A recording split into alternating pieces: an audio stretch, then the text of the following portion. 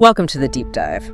Today, we're getting into a really disturbing case, just very perplexing.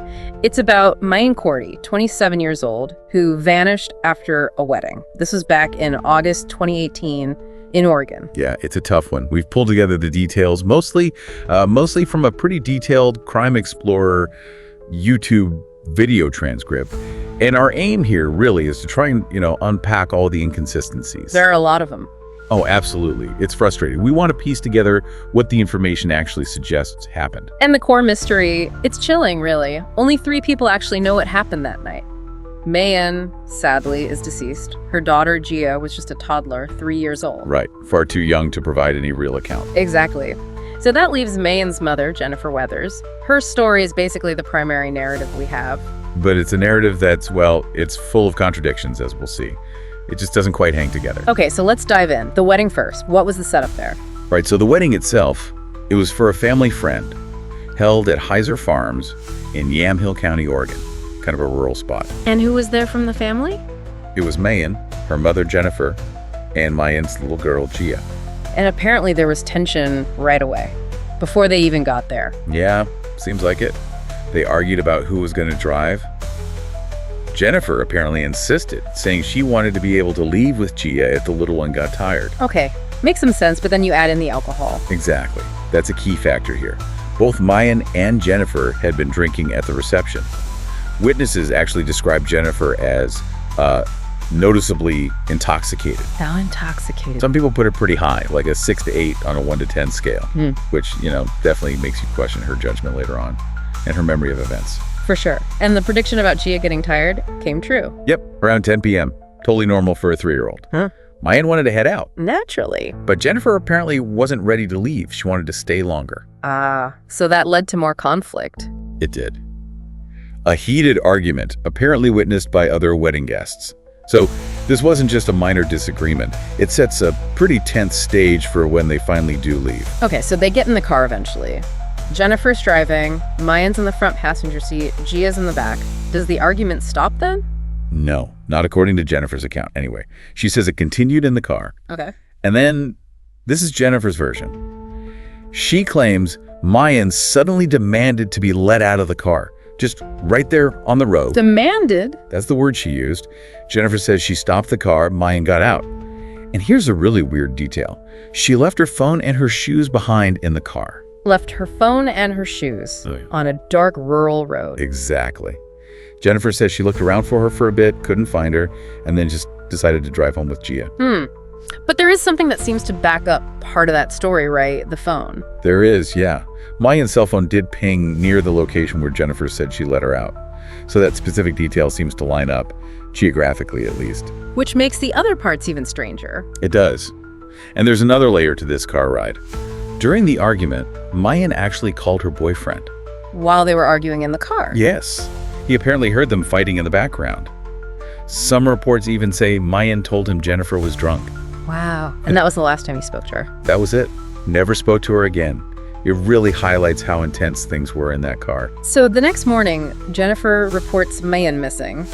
But how she did it is, it's notable. It really is. Okay. She didn't call 911, she called the non-emergency line. Non-emergency. For a daughter who vanished on a dark road barefoot.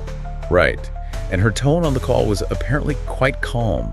She also mentioned she'd already checked local hospitals and jails for Meighan. Already, that morning. That feels preemptive somehow, if you think she just got a ride or walked off. It strikes a lot of people as odd, yeah. Like, what was she expecting to find? Meanwhile, a big search effort gets underway. Volunteers, about 300 people. And they found nothing initially. Nothing. They searched the area where Jennifer said Meighan got out. No sign of her. We should probably remember what that area was like, too. Good point. A family friend, Megan Spencer, saw Meighan earlier, before the wedding. Confirmed she was wearing a blue floral jumpsuit, or maybe pantsuit. Right. And this friend emphasized how dark those rural roads are at night. No lights. Very dangerous for anyone walking, especially, barefoot. Barefoot, right. Which brings us back to the car. What did the police find inside Jennifer's car? This is where things really start to unravel, isn't it? This is huge. So yes, they found Meighan's phone and shoes right there on the front seat. That alone suggests she didn't just casually leave. Right. But then The crucial discovery, a clump of blonde hair, and it had the roots attached. Roots attached, meaning it was pulled out. That's the strong implication, pulled out forcefully. It points towards a physical struggle inside that car, not just an argument, something physical. That completely changes the picture from Jennifer's initial story. Absolutely. It immediately cast a lot more suspicion on Jennifer. And then came the lie detector test. How did that go? Not well for Jennifer's credibility. During the polygraph questioning, she did admit some things. She said the argument happened and that Meighan pulled her hair. So she admits a physical element now. Yes, but she frames it as Meighan being the aggressor. Jennifer claims she only hit Meighan's arm to get her to let go of her hair. Okay, but were there issues with her telling of it? Oh yeah. Investigators noted inconsistencies, significant pauses in her story, like she was uncomfortable or maybe even making things up. It didn't feel genuine. And what about that call Meighan made to her boyfriend? Did Jennifer have anything to say about that? She brought it up, actually, but her timing was weird. She claimed Meighan told her boyfriend, Brendan, to come pick her up before the hair-pulling incident. Why would she call him then get into a physical fight? Exactly. Doesn't quite track. Jennifer didn't really explain the why or when clearly. It felt sort of tacked on. And her story about Meighan leaving the car changed too, didn't it? It shifted, yeah. She started saying Meighan threatened to get out, and then claimed Meighan actually jumped out while the car was slowing down. Jumped out, not just got out. Jumped out. And she specifically insisted she was going less than 5 miles per hour. Almost stopped. And her actions after Meighan supposedly jumped out? She said she looked, but only briefly. Then decided getting Gia home was the priority. She admitted she didn't even try to call Meighan's phone, which was right there in the car. Even though she knew Meighan was out there, barefoot, phoneless, on a dark road. Right. Seems odd. And she also added that Meighan had threatened to get out of the car during arguments before, but this was the first time she'd actually done it. So she's painting a picture of Meighan being impulsive or volatile? Pretty much. She described Meighan as someone who gets angry easily, especially over text, and could be set off by anything Jennifer did. She even brought up some minor incident at Meighan's workplace, Blue Mercury. It feels like she's consistently trying to shift the focus onto Meighan's behavior. That's definitely the pattern. Downplaying her own role, emphasizing Meighan's alleged volatility. Oh, and the phone. She claims she only noticed Meighan's phone the next morning when getting Gia out of the car seat. Even though it was in the front seat, where Meighan had been sitting. Yep, another detail that just strains credulity. And then days later, the awful discovery is made. Truly tragic. August 23rd, joggers found Meighan's body. But the location is just staggering. Where was she found? Down a steep embankment. But she was 9 miles away from where Jennifer claimed she let her out of the car. 9 miles? How is that even possible if she just got out and wandered off? That's the massive question. And the autopsy results just deepen the mystery. Cause of death was blunt force trauma to the head and aortic separation. Which means? Severe injuries, likely instant death. These aren't the kind of injuries you'd typically get from just, falling out of a car moving at less than 5 miles per hour. And the medical examiner had more to say, right? Directly challenging Jennifer. Directly. The ME concluded her injuries were not consistent with being hit by a car.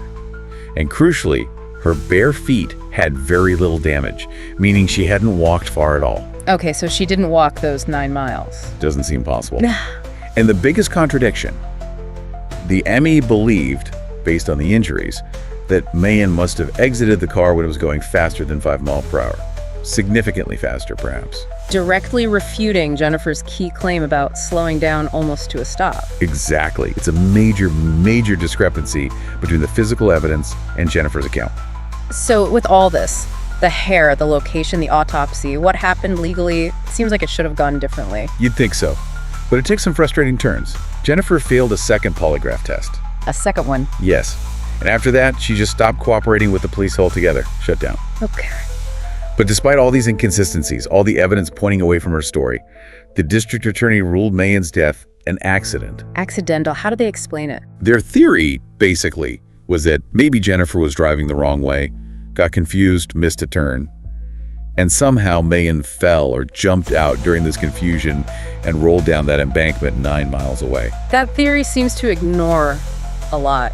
The hair, the speed discrepancy, the 9 miles. It requires overlooking quite a bit, yes. So no charges were filed against Jennifer directly related to Meighan's death. Unbelievable. But she did face some consequences. She did, for the drinking and driving. She was charged with DUI and reckless endangerment. Eventually, she took a plea deal for the DUI. And the sentence. A brief jail sentence and probation, but nothing connecting her legally to her daughter's death. How did the prosecutors feel about that? They were publicly frustrated. Both the prosecutor and the DA stated they believed Jennifer had misled the police. They weren't happy with the outcome, but felt maybe they couldn't prove more beyond a reasonable doubt. And the family impact for Gia? Just heartbreaking.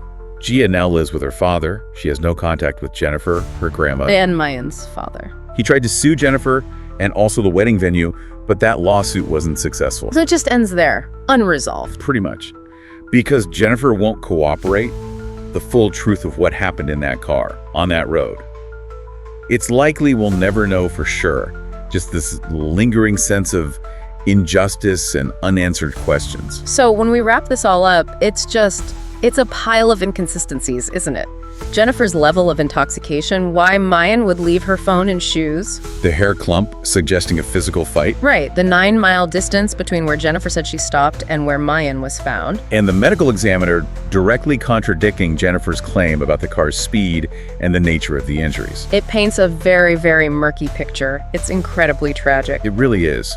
So many unanswered questions, so much frustration. The physical evidence just screams that the story we were told isn't the whole story, or maybe not even close to the truth. It really highlights how difficult these cases can be when your main witness, when their account is unreliable, possibly deceptive, which leaves us, and you listening, with a really difficult question. Thinking about everything we've discussed in this deep dive, all the details, the contradictions, what scenario actually seems plausible to you?